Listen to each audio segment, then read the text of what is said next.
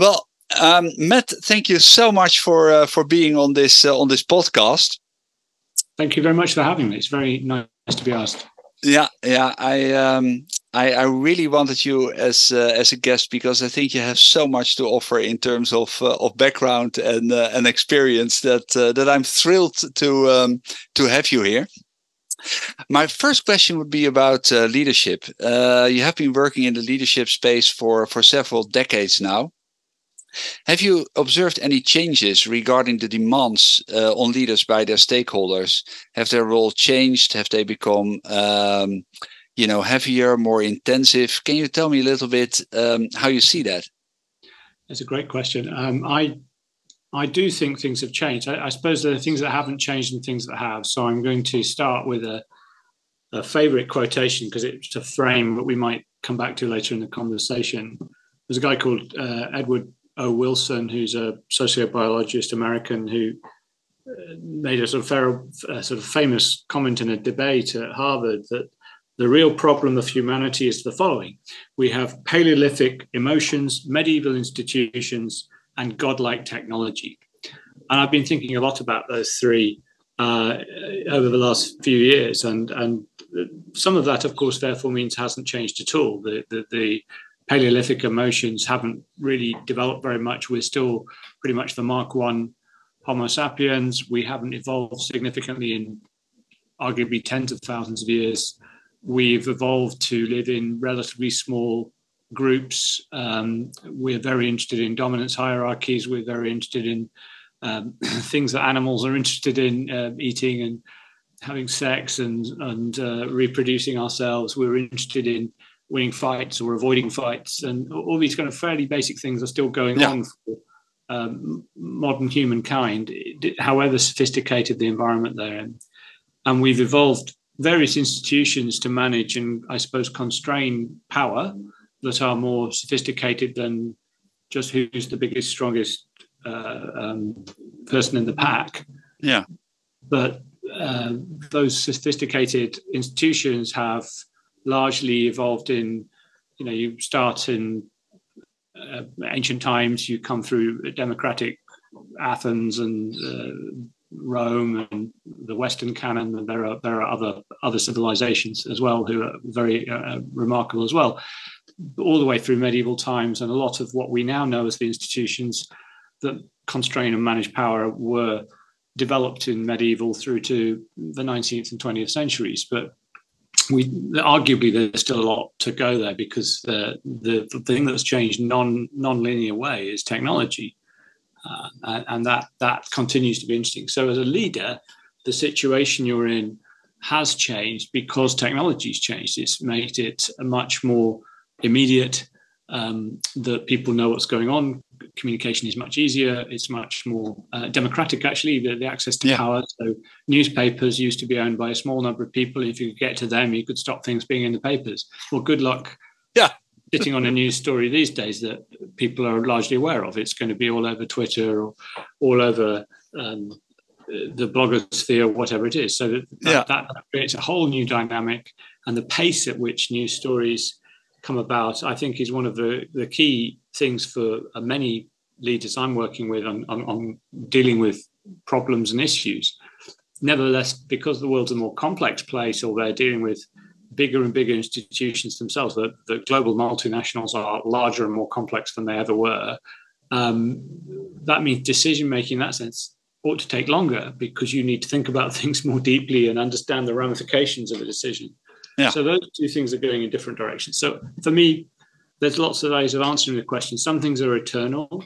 I think the human being and understanding the human being, the human brain in particular, is something we're potentially getting a bit better at. And a lot of us in our coaching of leaders are talking lots more about the somatic and trying to reconnect people with their bodies and understand what's going on in their brains so that they can react appropriately and not just get sort of hijacked by their amygdala and their basal brain and doing reptilian things when they really should be doing, frontal lobe things and thinking more deeply. And at the same time, we're trying to help them cope with this rapid set of changes, particularly driven by technology, but also by things like climate change that are going to impact the whole world. So that might be a kind of trite answer, but there's a lot going on there for leaders, and they need to be capable about recognizing that there are some limitations to their physiology. That's not going to improve that much. We're not going to be able to manage without sleep, for example. So no, you can work harder and harder and get jet lagged, but at some point you're going to conk over and fail, or you might get a real massive failure in your health, which makes you pretty useless as a leader. So looking after your health has become very important. Yeah. And that's a theme I see throughout. But at the same time, you've got these demands. Yeah, I think they are going up. Yeah, and that brings me to my next question, because you see that the life cycle of CEOs is let's say shrinking. At the same time, you see the demands on CEOs, vastly increasing in terms of their stakeholders. How can CEOs ensure to stay relevant, given, let's say, the demands on their time, their well-being, all the changes in their environments? You work with a lot of these people. What kind of guidance would you give them if they came to you with a question like, Matt, how can I stay relevant, and how can I, let's say, extend my life cycle in this role? Well, they've got to manage on various different time frames, and I suppose that's one of the key things about taking on the really top roles is the time frames over which your decisions matter can become very long indeed. So some of the decisions that you and I potentially were involved with or around at Shell would have 50-year, 100-year life cycle ramifications. Yeah. So people were trying to take them really thoughtfully. On the other hand, a lot of CEO decisions have to be taken right now, today, and they have to try and do their best. So I think partly it's about understanding those differences and taking appropriate action in terms of who gets involved, how long do you take over it, how much thinking are you going to give it. The second thing is also a time management issue of, as you become very senior, particularly in the CEO job, you need a very competent team who can really run the business for you on a day-to-day basis. You probably aren't going to spend a lot of your time getting involved in the very day-to-day decision-making and managing the day-to-day operations. You're going to need to spend more and more of your time looking up and out. And my experience, certainly with CEOs, has been one of the big shocks when they first go into the big job is how many stakeholders there are who suddenly have an interest. And there's all these people coming out of the woodwork who you have to talk to the press and analysts and brokers, and you have to talk to regulators, and you have to talk to the board, of course, and owners and investors. And you may have talked to some of those people on the way up in specialist roles you've had or not, but you probably haven't recently had exposure to all of them. So that's one of the things you need. You're going to need time for that. And then the third block of time is you're going to need time to think and read and think further out.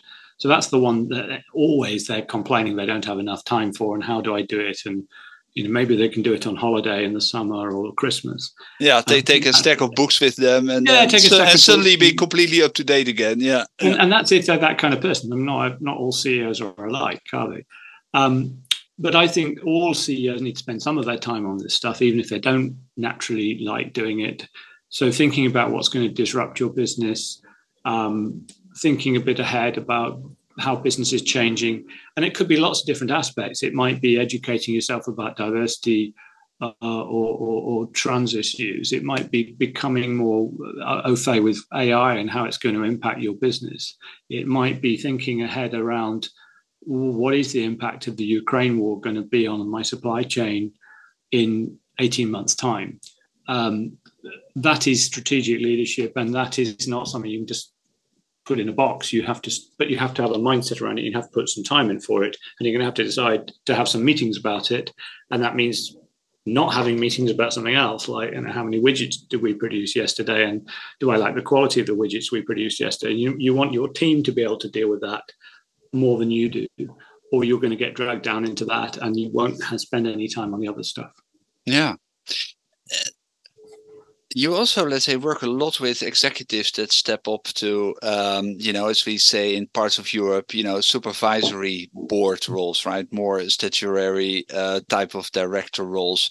What let's say, what does it mean for their skill set? Can they basically take their skill set as an executive and become a successful member of a supervisory board, or do they need to acquire new skills? Do they need to unlearn certain skills? What do you recommend people who are, wanting to make such a transition? What should they learn? What should they unlearn? These are fundamentally different jobs. And I think that's the first thing, is do they understand if that's their goal? We often spend a lot of time saying, well, why do you want to do that? Do you do that because everybody wants to do that? And B, are you going to be any good at it? And do you want to really go there? But they are very fundamentally different, because one of them is the accountability for doing the work. Mm-hmm. The other is, what it says on the tin. It's supervisory and it's a fiduciary responsibility, fundamentally, about how that's being done and making sure on behalf of the owners or other people that it's being done properly. So that's the first thing. And unwrapping that, the nature of the job becomes not just sitting through long board meetings and being able to have an iron bladder and get through it, but also, do you understand the stuff you need to understand? You might need to know a lot more about diversity was one topic I've already talked about. These things are coming up on board agendas, sustainability issues, a lot more about finance perhaps than you did before, even, because you can't add value to the discussions or go on the committees or do the things you need to do unless you've got a grip on some of these agenda item topics. So when people are recruiting for these boards, yes, they're looking for CEO experiences or common one, CFO experience. They like that. They're looking for, often for global experience and an understanding of the difference of doing business in different parts of the world, because that's going to be relevant to some companies. They are interested in people who know and understand about the business that the company's in. But they're also looking at, are these people going to get along together? You can't have too many big egos crashing into each other in a room, all purporting to tell the CEO what to do. That doesn't work well. So you need to be able to get on well also, but you need to be able to make a point. You need to cut through. And often it's the quietest board member who doesn't say very much, who actually gets the killer question in that the chairman's very happy about afterwards. The different skills, some of them very learnable, but also just recognize this is another level of leadership than the one you've done before. And you need even more of those sort of coaching skills. Just move over, let me drive isn't going to work. So you have to find a way to persuade people. Yeah.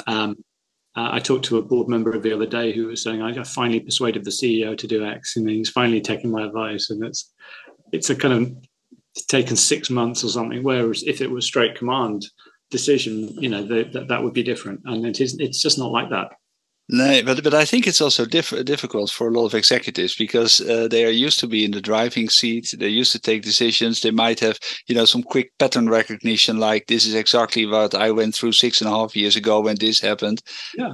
It seems that almost you have to force yourself to sometimes sit on your hands and really recommend an advice.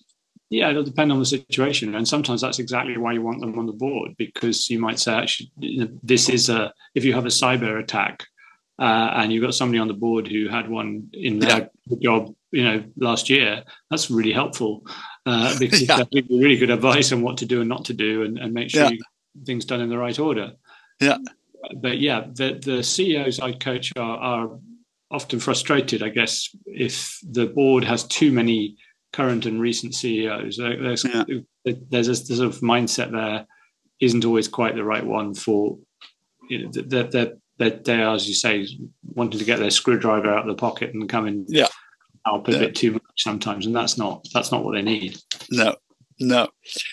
A totally different topic. You wrote a book a couple of years ago, which I really, really liked and can highly recommend to everyone, and I will put it in the show notes.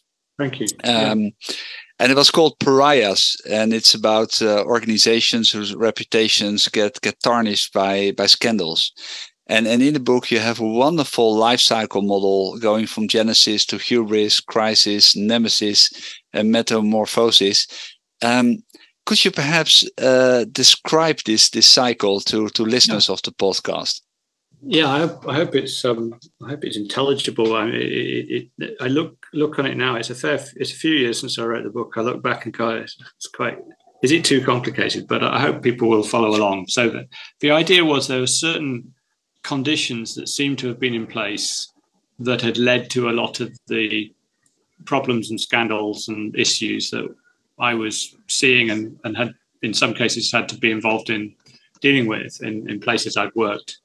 And so I was thinking, well, what are these? If you read the reports afterwards and you look at all the data and you say, well, what's causing this? And can we stop it? Like any other thing, safety thing or problem thing you want to solve. The common conditions seem to be the following. So there's genesis conditions. So these are the ones boards ought to be aware of and be thinking about, saying this is not always good. Fast growth, because it puts a lot of strain on processes and systems and puts leaders through into situations they don't know about because suddenly the thing's 20 times bigger than it was last month. A very strong brand, which of course is a good thing for an organization in so many ways, creates big promises. So if you have a big brand, you're out there saying, aren't we marvelous? And this is what we stand for, or this is what this product's all about. Well, if it doesn't... Huge exposure. Yeah. It doesn't mean you shouldn't have one, but it just means recognize you're creating a risk with that positivity. And the third bit was about success and people getting really used to the idea that everything goes well around here. This is a marvelous organization. We're growing very fast. Everything's brilliant. And that means it's much harder to deal with the fact that things might not be going well, or there's criticism, or there's something creaking in the corner that's going to blow up. And so the biggest of all, though, was weak governance. So not having a good, strong board, not having good regulation, not having people whose job it is to look at you and say, how is it? And it is always a problem factor. So these were common problem factors you could see in the sort of ecosphere of whatever went wrong. And the next thing was the hubris bit was more individual oriented around leaders. So leaders who were perhaps prone to narcissism or great self-belief and stopped connecting with reality. You start getting sort of senior leaders really out of touch. They're out of touch with their own organization. They're out of touch with how it's perceived. They don't believe or want to hear it. They won't brook any criticism. They start to fire people they don't like who tell them how it is, and they start being surrounded by yes men and women. And there's a sort of arrogance to the place. So it can be individual or collective that people start to think, we're pretty marvelous, aren't we? And that's quite a dangerous self-belief, if you like, and just lack of attention to the warning signs. So before it all goes wrong, there's often a sort of peak moment of hubris, which you can later you can point back to. So that was the next bit. Then that then became a crisis. So during a crisis, things go wrong. Everybody starts to hate you. The pub, chickens come home to roost from all over the place. You're in big trouble with the markets, with regulators, with the press, the public. These days you get absolutely firestormed on Twitter, and it's pretty devastating for those inside the company, leading the company at that point. You're completely diverted to dealing with the crisis, where a lot of you are, and you can't just put the fire out and go back to business. You are now dealing with a reputational problem of how did you let it happen? Who are you as a leader to have let it happen? And the cracks can really start to show. And the nemesis, this nemesis phase, because I was a classicist, so that's why. And the whole Greek tragedy. Greek tragedy. You have hubris, you have nemesis. So nemesis is the payback, right, for the hubris, and it's a kind of nasty. It's a really nasty bit. But during the nemesis phase, there's a lot of shame. There's a lot of public shaming. There is a sort of realization that things have gone terribly wrong, that trust has been betrayed. There is reputational loss. Organizations fail. So the worst case, it's endgame. for the organization and for you as a leader in terms of your career. So there are big prices to pay for not paying attention to this stuff, was the hypothesis I was going with. And then the metamorphosis idea was, I felt, and still do, that a lot of people in response to these crises want a quick fix. They want to get out of trouble, or want the pain and noise to go away. They want to say, so they replace a leader or two or the CEO, and they say it's brilliant now, it's fine, or they change the brand. Yeah, we put a plaster. Will, nothing to see here. Yeah. But the underlying issues are still there, and there's a danger you're just going to go around the cycle again. Whereas I was and am an advocate of really looking hard at it, and metamorphosis is the chance to escape to what the Greeks would call catharsis. You actually can get some cleansing of the sin, if you like. I don't have very religious language, but we as social beings, we live in these extended communities still, don't we? Very extended communities. Yeah. If you don't fix the problem, take the banks as an example. After the financial crisis, did we get catharsis? Did the banks say, yeah, here's what really happened. We're terribly sorry. We have fundamentally fixed the way we do business. It's impossible for it to happen again. And we're terribly sorry. And there's been some sort of moment where the forgiveness can occur from the society around them. I would argue that never happened. No, I agree. And as a result, potentially, I don't think so. Risk of this, same crisis we had before, but potentially you haven't got the thing fixed. No, I don't think so. Right. The idea was that there's a potentially repetitious cycle, but the way of stopping it is through honesty, really dealing with the facts as they are, perhaps embracing more criticism in a sensible way, and trying to be serious about continuous improvement and making leaders accountable for that, and not making them into personal heroes who can use the organization as vehicles for their own personality traits and narcissism. So that was the sort of thing I was writing about. Yeah. And the interesting thing is, I fully recognize what you say about banks. But the other interesting thing I would say, Matt, we nowadays see industries, we see leaders who are on that same trajectory, and it doesn't take a lot of fantasy to see the hubris and also the potential nemesis occurring. If let's say top leaders come to you or companies come to you and say, look, Matt, we're growing tremendously. We have all the ingredients to, wind up in a hubris state with all the consequences of that.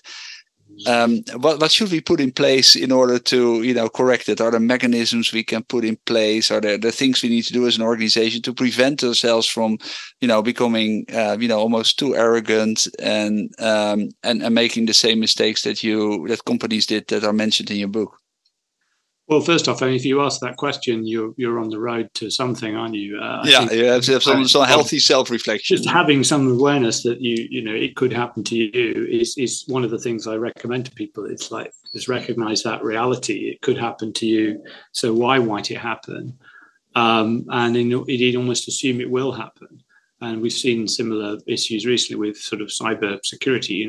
You're far better off assuming it will happen and trying to make it less likely than to say, we'll be fine. We've got a technically good IT department. It's going to be super. So that's the first thing. I think being mindful about this stuff and managing those genesis conditions. So boards, for example, if you've got hyper growth, that's brilliant. But what are you doing to manage the risks that are growing? Are you conscious of are the leaders big enough now to manage the growth in revenue?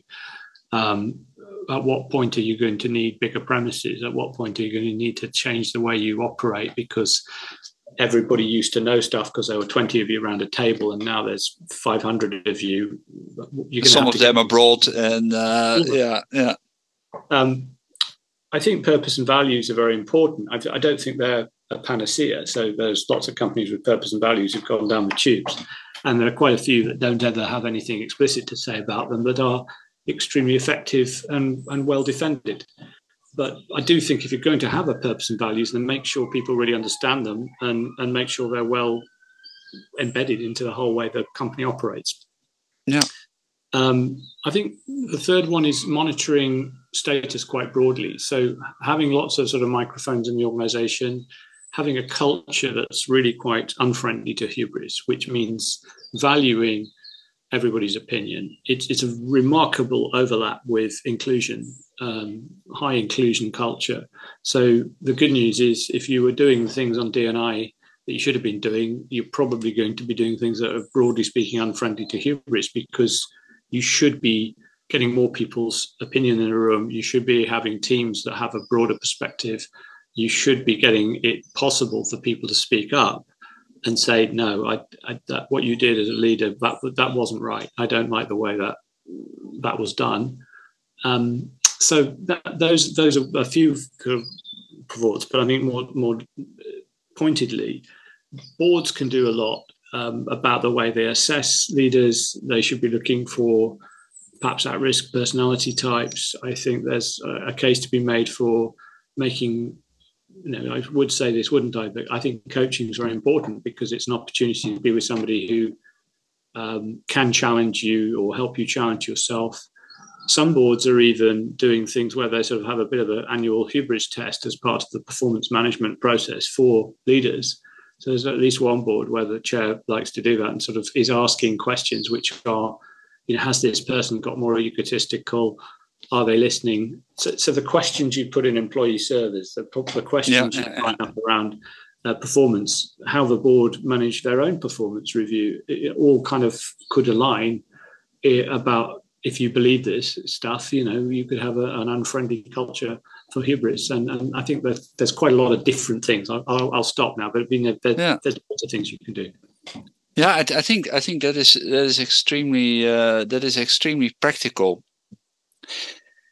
In that context, I also have another question. If leaders find themselves, let's say, in the center of a corporate scandal, a number of them have a tendency, like, I'm the right man to clean up, the mess. I was responsible for creating it. I'm the right person to clean it up. No one knows the company better than I am. So you see a lot of people, rather than, let's say, leaving the stage, trying to manifest themselves also as, people who can solve the crisis adequately. Yeah. If leaders come to you and they're in the midst and they form themselves personally, let's say, the center of a scandal, or they're being held responsible for the scandal, in what circumstances would you recommend them to, weather out the storm, solve the problem heads on? And in what circumstances would you recommend them to say, look, it's not worthwhile, it's not going to work. The best thing is to, ensure an orderly transition to your successor. What's your take on that, Matt? I think it depends, but it won't. The main headline is it probably won't be down to you to decide anyway. So however upset or unfair you think it is, that decision is usually out of your hands. So if you have the ones I've been close to, CEOs are often very much part of the investigation. There's certainly an early stage. What happened? What was your role? What decisions did you take? Were you being involved? Were you aware? You have to take part in that stuff.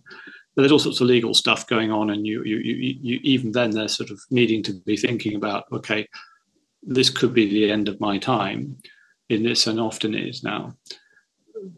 But it's still an opportunity for a learning experience for you personally as well as the organisation. So you've got to contribute to that to some degree. But very rarely these days are people being given a huge amount of time to stay and clear up. There's some examples where it does happen. I think it very rarely happens where the thing's been very public. I think it's very difficult for a CEO to be associated very closely and very publicly with something having gone very wrong and fix it these days, which is a shame, perhaps, because your underlying question is often they are the right people to fix it. In sense they know more about it and they've got a huge interest in fixing it. Yeah. And they may be very capable to fix it. But they they're just politically, the realpolitik is often that they're dead men and women walking, and they're going to have to go. So I think that's the reality. Therefore, their best interests, when I talk to them about it, are being cooperative and helpful without, creating too many problems for themselves, because you're not wanting to be branded too closely with something that's gone horribly wrong, and starting to think, about what's next, and about possibly a period with this nemesis idea in mind, and metamorphosis. They may have to spend a bit of time in the cocoon, turning into a butterfly now, with their days of the caterpillar over. And that's a reality for several people I've worked with, where that's it. You're no longer going to be doing that anymore, because of the reputational damage for you personally is too great. Yeah. Nowadays, companies and company leaders like CEOs are often asked by their stakeholders, so be it their employees, be it their customers, be it society at large, to take a position on political issues. So, what's your stance on human rights in China? What's your take on Russia and Ukraine? What's your stance on mass immigration? Yeah. But what do you recommend, let's say, organizations and leaders to act? When should they engage in the debate? Should they abstain from the debate? Are there clever decisions to be taken? What would you recommend to them as kind of generic ways of responding to that? Well, these are very dangerous issues potentially for them to wade into, unless they're very sure they know what they're doing and why. So, as ever, being a bit thoughtful is important, and being diplomatic is a necessity, I think, for leaders. There are other things where they may need to say, actually, there's a good congruence between this, the values position we want to take in general, and what we think is best for our stakeholders. But take any given, let me think of an issue. China's a good one at the moment, where if you've got a manufacturing JV in China at the moment, and you are wanting to sell your products to the Chinese internally, as well as get the products out for your own market, you probably don't want to be too vocal about criticizing Beijing. Plus, there is when you fly around the world and you spend time in different cultures and different places, you realize that the point of view that's very prevalent back where your headquarters is, or where the domestic news agenda is strong on your company, isn't necessarily the only point of view that's worth hearing.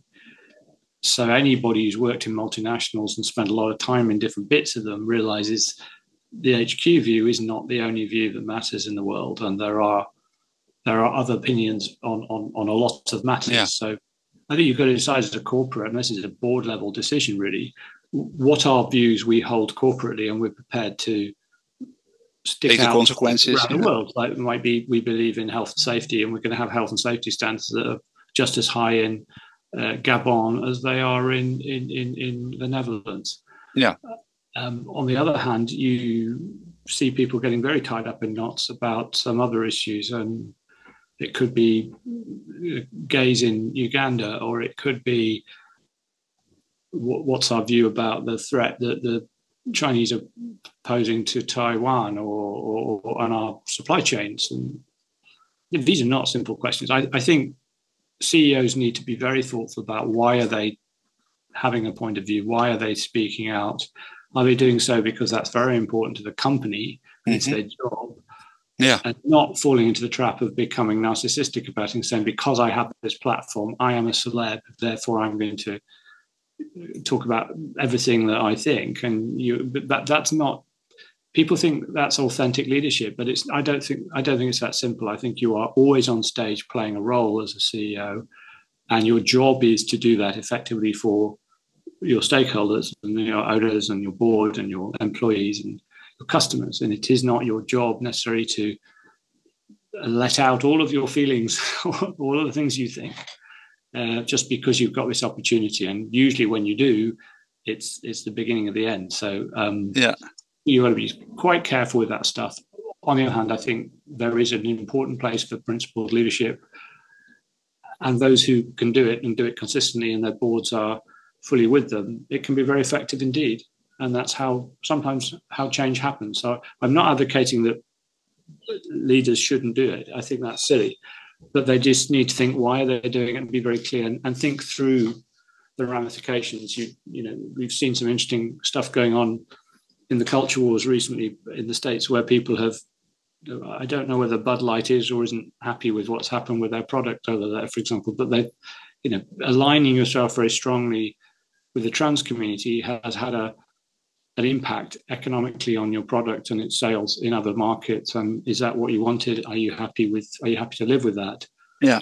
Or will you look back and say, actually, we probably shouldn't have done that? I don't know. I'm nothing to do with them, but that sort of issue, you know, it's becoming potentially more difficult to say what you want, because everything is so. It's a polarized and polarizing. Yeah, polarizing. So be careful. Yeah, no, that I agree with you. I think you often find yourself in these type of situations like them if you do, them if you don't. There almost seems to be no good answer almost. Well, the contrary problem is you don't want everyone to become anodyne, vanilla, corporate plastic people. I think that's the challenge for CEOs and individuals, is trying to find these things they can say that are sophisticated enough to pass muster, but are not, you know, on the one hand and the other about everything. You know, you do need to come out and say you're for and against some things, but then, or just pile on and say, look, you know, we can't go on like this with our use of single-use plastic, or we can't go on like this with our use of energy. We're going to have to put our shoulder to the wheel and do something about it. But those issues often start to be helpful to them, because what they become are ways to connect with their own employee base, ways to connect with customers, ways to change things in the world. And that actually becomes, you know, that can be a win-win-win. So where they do that effectively, it's brilliant. Yeah. A final question on my side is, you're also, let's say, coaching a lot of leaders, and there's a lot happening in our society. If you think about, climate change, you think artificial intelligence, a lot of potential things to take ethical stances on. Do you also bring those things consciously, let's say, in your coaching relationships? Do you keep them outside? How do you deal with them as a coach? Well, I'll talk about anything with my coaches. So, I mean, whatever they want to talk about, it's their conversation, really. And I'm not just there to bring my own opinions on everything. It's quite an interesting debate at the moment in the coaching community, though, whether the ethical importance of doing something about climate change, for example, or leaning in on D&I issues, or being alarmed about and aware of the challenges of AI, to name but three, are those things that are so important that your CEO in front of you should be worrying about, that you must make sure they are. You should bring it to their attention. I mean, there's quite a lot of people writing stuff that's saying, I'd be derelict in my duty if I didn't sort of force the conversation. Everyone's got their own opinion about this. I do believe the coaching conversation should be for the benefit of the individual being coached, and they should drive the agenda with some help and guidance. And I don't see it as my job to force that agenda on them. But there are ways into that, I suppose, where I will say, if I think somebody as a CEO isn't thinking broadly enough or widely enough, I might, for example, be able to get some feedback for them from others. And then they may say that, and then I can, see that with them and say, well, okay.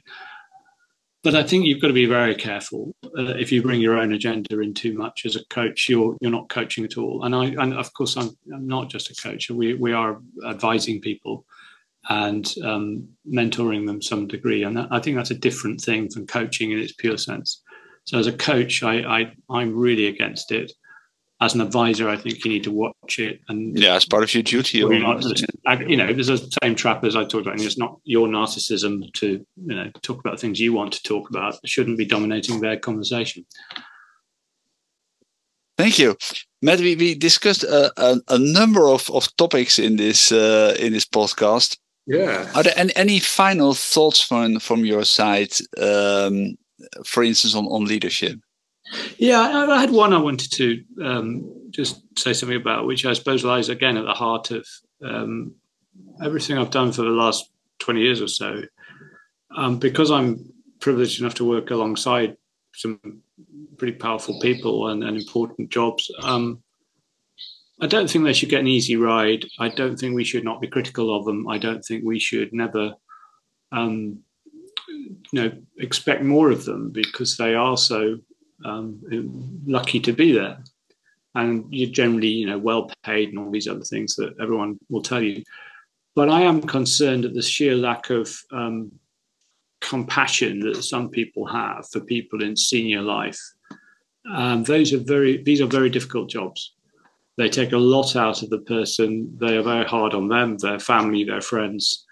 They're exposed to really horrendous amounts of abuse sometimes, and criticism that's very ill-informed sometimes as well. And I guess, them's the breaks, as Boris Johnson said. But I do think also we should recognise that if you're not there, you're not involved directly, you're not close to things, you might not be getting the whole story, to keep having some degree of suspicion of what you're hearing in the press or on social media, and just have a little bit of care for people, because we are all human beings. We're all Mark I human beings, and there's only so much people can cope with. They do their best, and sometimes, they fail, or they make mistakes, or they make wrong decisions, or you disagree with their politics, or you disagree with their choices. Yeah. But it's part of the, I guess, of the whole way society is potentially destabilizing itself at times is this. So you have choices. We all have choices. So a bit of compassion for the senior leaders and trying to be helpful to them to do a better job, rather than just beat them up because the job wasn't done to your satisfaction, might be a more constructive approach. Thank you, Matt. It is a beautiful, beautiful thought to close the podcast with. Thank you so much for your contribution, and look forward to catching up with you soon. Thank you.